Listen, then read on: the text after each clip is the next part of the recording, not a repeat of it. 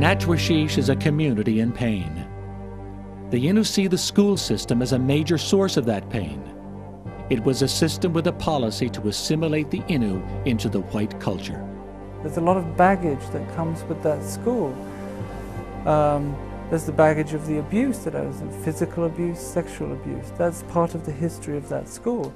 The other baggage that that school comes with is that it was the explicit, mission of the authorities to assimilate the Innu by building a school. And we were frightened of the school. I was afraid to go to school. I was in grade 4 class, I believe, and this teacher stripped the girl in front of us. He stripped the girl and started spanking her in her bum. And that young girl who was being stripped and spanked in her butt in front of us told me one time, "Simeon, did you remember that, what happened to me?" Yes, I said, "Yes, I remember that. If you ever need help to for me to testify with you, I will. And if you need to press charges, I'm here too." But she said she was not ready to do that. So the teachers are going to say to me, "Forget about those things." So how did that girl, did she forget about that? I guess so. She committed suicide. In addition to its moral failure, the school also failed to educate. The Human Rights Report stated that education in Innu communities was little short of disastrous. It said attendance at the high school level can be as low as 10%, and only one student has graduated since 1996. Education was in terrible straits in 1993, and if anything, it had got worse by the time 2002 came along. Well, the current school year curriculum, there's very little difference in what we're mandated to deliver now than what we were mandated to deliver last year. Or the year before? Or the year before. Or 10 years ago? 10 years ago. The Innu believe the school has also failed their culture and language. We can't assume that all knowledge and all of the passing down of the Innu culture is going to take place within this building, because it's not. They don't understand the Innu. And I respect my teachers. Yes, you can have all kinds of professionals here, but the thing is, you have to know the people you are working with. You have to know the history of the Innu. I'm not totally familiar with the history of the Innu. We just heard that it was a Roman Catholic community, but again, people's traditional spirituality and what's here, I have no idea. If the education system is not culturally appropriate, it's difficult to have children attend on a regular basis. We are very different people. The culture is different, the beliefs are different. Yes, but we also want to learn the white man's way. So there's got to be a balance. But the Innu have been denied that balance by an entrenched system designed primarily for white children. I have a mandate to ensure that a K-12 program, a provincially prescribed curriculum, is delivered to the best of our ability. For the Innu, education in the land is as important as education in the school. It's our tradition, right, to go hunting. And the school doesn't care. We would change the school calendar. We wouldn't send our kids to school while there's hunting season. We want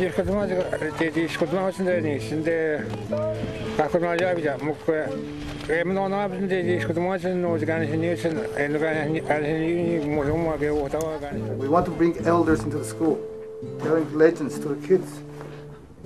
We want them to teach them about the drum, about the caribou. How do you look after caribou, the black bear? To us, looking after the animals is part of our spirituality. We're all connected by removing people and make them forget about past. We're just disconnecting people, and we're lost. We got to get that connection back. We have the beautiful school in Labrador. But what's missing is education. The Innu should indeed have control of education. That should happen. It should happen sooner rather than later. And so that's the basic premise on which people are operating under.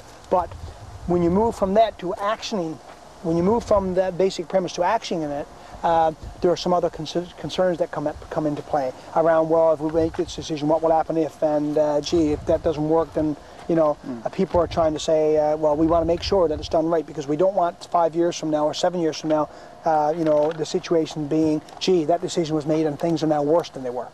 Things are so bad, they can't be any worse. So to say that the Innu don't have the capacity to run a system where those who do have the capacity are producing zero or worse seemed to us to make no sense. And therefore we said, yes, they should be given responsibility to try to deal with their own people in the way they think they should. All they see is white is more superior than Innu.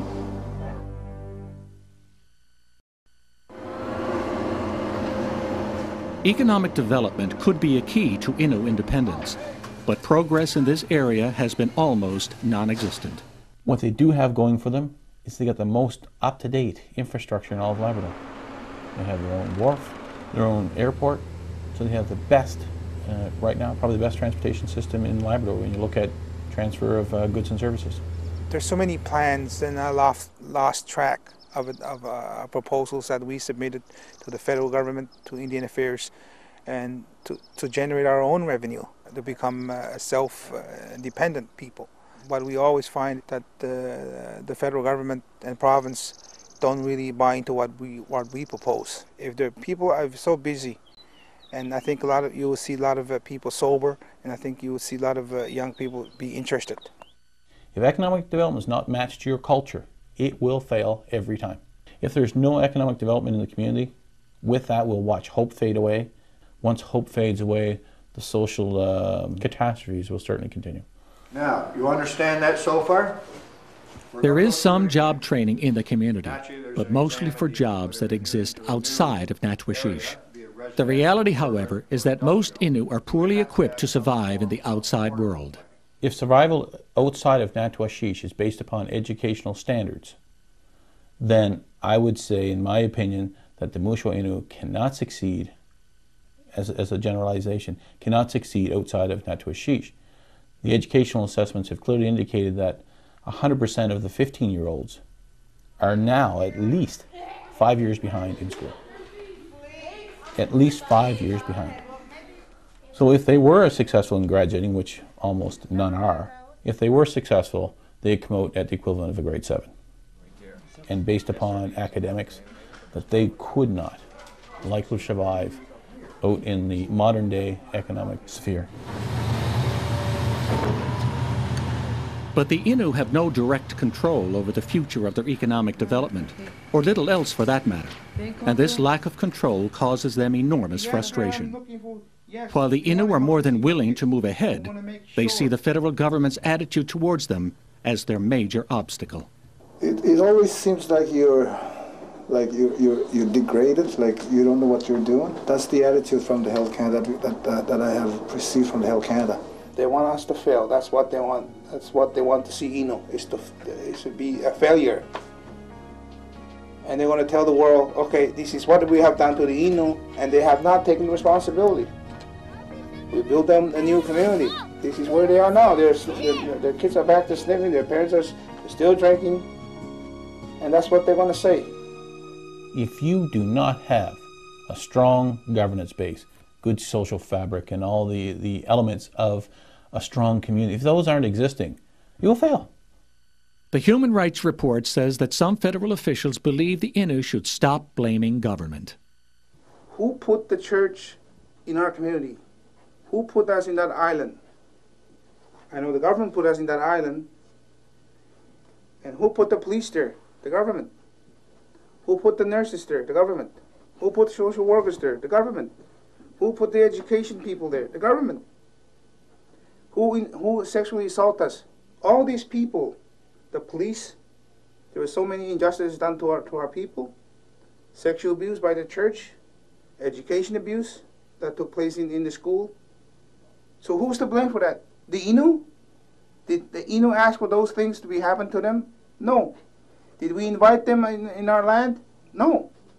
Did we sign a treaty to them? No.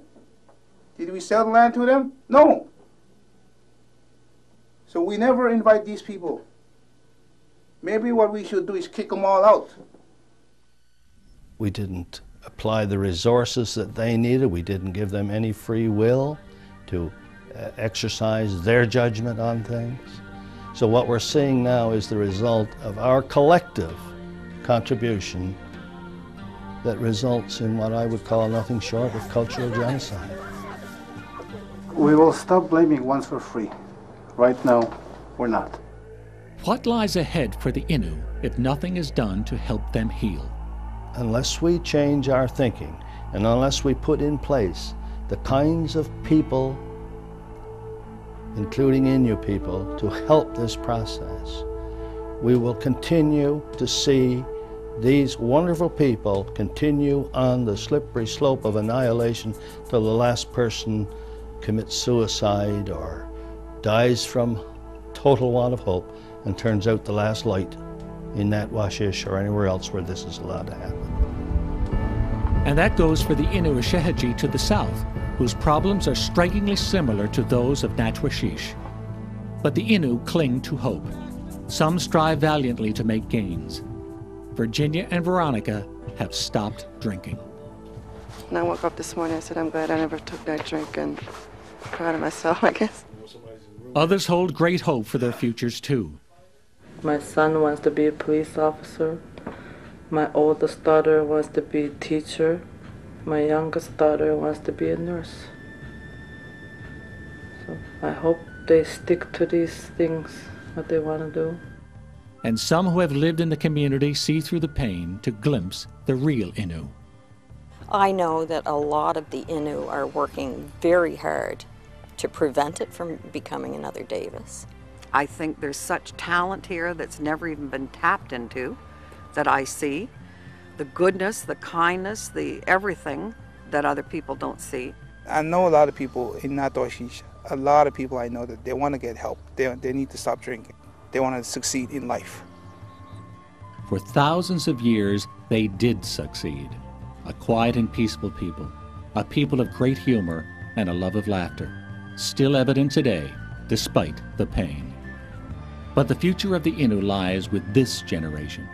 These children must be protected from the cycle of substance abuse so that their children will be free from the limitations caused by fetal alcohol disorders, disorders that are not hereditary. If you don't drink during your pregnancy, your child will not have this problem. There is hope. There is hope. No child is born with less worth than any other, with less value than any other. No child merits less respect than any other. No child needs less love than any other. These standards apply to Innu children, Native children, all of our children, equally. Every child has the same entitlement. It's not happening.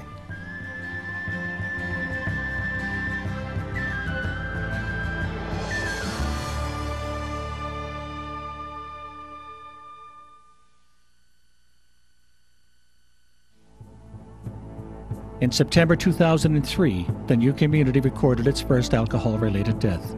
After missing for 3 months, the remains of 18-year-old Darren Pokwe were found in the woods outside Natwashish. In March 2004, after more than a decade as chief of the Mushwa Innu, Simeon Jacobish resigned, citing reasons of poor health.